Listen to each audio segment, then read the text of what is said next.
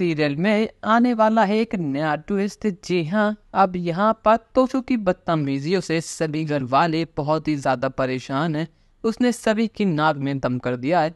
यहाँ पर तोशु ने जबरदस्ती बा के हाथों से पगड़ी बांधने की रस्म भी पूरी कर ली है। और अब यहाँ पर तोशु बहुत ज्यादा खुश है कि फाइनली अब वनराज शाह घर वापस कभी नहीं आएगा और वो घर का मालिक बन चुका है।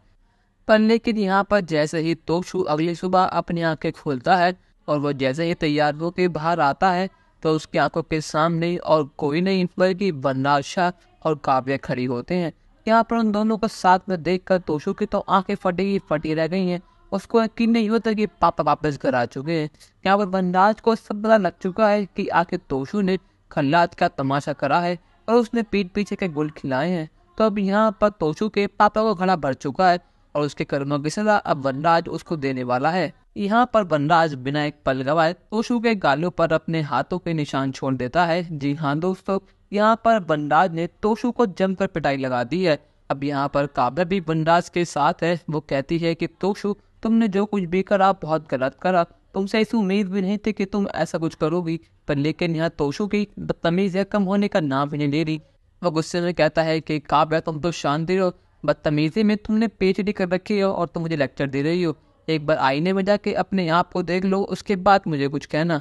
पर लेकिन यहाँ पर वनराज ने अब फैसला कर लिया है कि वो तोशु से सारे पैसे, उसका पेंट हाउस और साथ ही साथ उसे घर से बाहर निकाल देगा। क्योंकि अब वनराज का दिल पूरी तरह टूट चुका है सब देखकर कि 2 दिन के लिए वो क्या गया। उसके बेटे ने उसको मरा हुआ मान लिया। उसको ढूंढने की जगह, उसको पता लगाने की जगह उसके बेटे ने उसे धोखा दे दिया। इस बात का उसे बहुत ज़्यादा दुख है।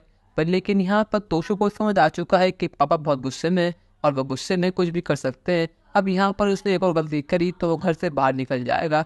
तो यहाँ पर तोशु मगरमच्छ के आंसू बहाता है और कहता है कि पापा, मुझे माफ़ कर दो, मुझसे बहुत बड़ी गलती हो गई।